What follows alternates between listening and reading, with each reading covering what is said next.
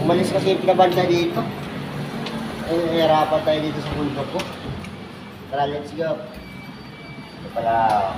Yes. Pasok. Pasok kayo. Tara.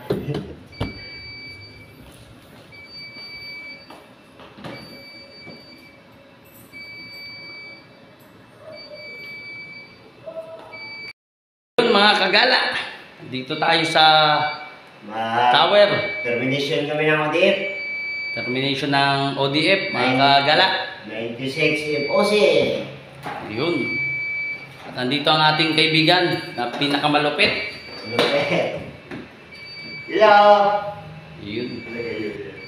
Yan ang ating cable na linayout dyan sa labas. Pinasok natin dito. At dito na ang ating kaibigan na splicer. Cellphone lang ang cellphone. Ngayon, nag-prepare tayo ngayon ng 96 FOC. At terminate natin dito sa ODF. Yun.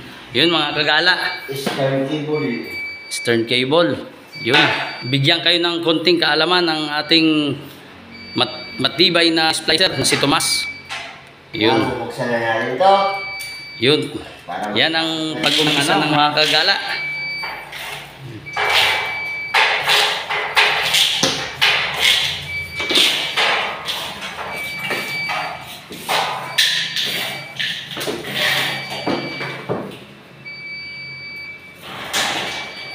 Hello.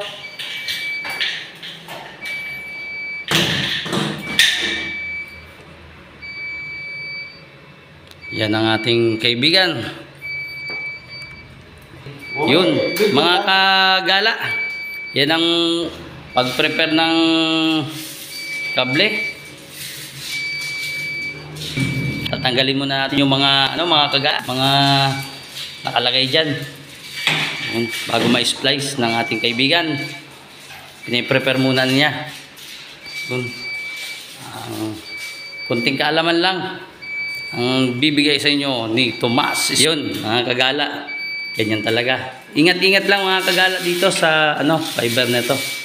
Kasi may maselan to. Ito. Ganito po magtanggal ng kagala itong ating protection buffer. Yun, galing talaga ng ating splicer. Kunting kaalaman lang mga kagala. Sa mga splicer dyan, shout out sa inyo. Tandaan na po, ingat po tayo mag-prepare, hindi po kailangan magmadali.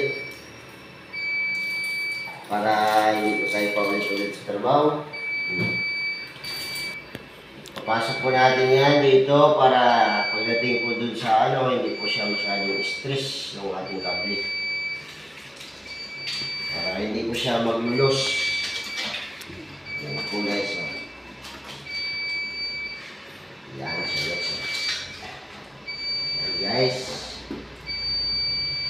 Wala tayong bloopers guys. Kailangan lighter to guys. Yun mga kagala.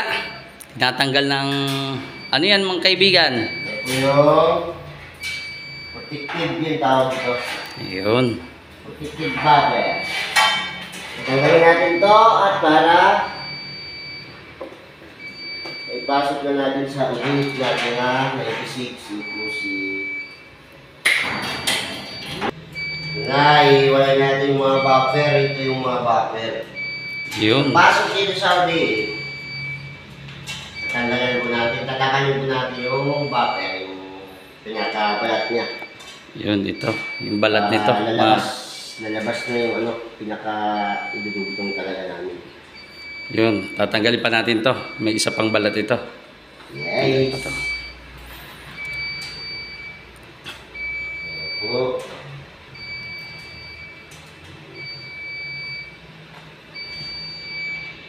Mga kagala, maglalagay tayo ng protection tube buffer. Protection tube. Bumper ito mga kagala. Kailangan natin ikot-ikutin to mga kagala kasi baka ma-stress siya. Tsaka maputol. Hanggang tulo yan mga kagala. Hanggang to yan, no?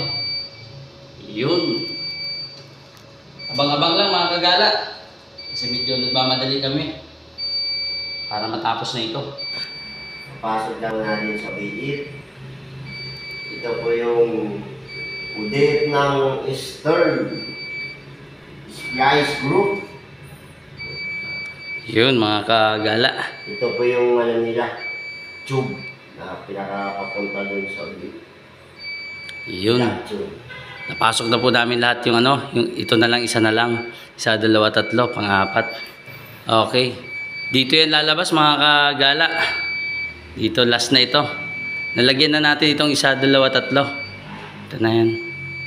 Pang-apat mga kagala. Ayun siya oh. Putik yan, shoot ng shoot oh. Ayun. Ayos.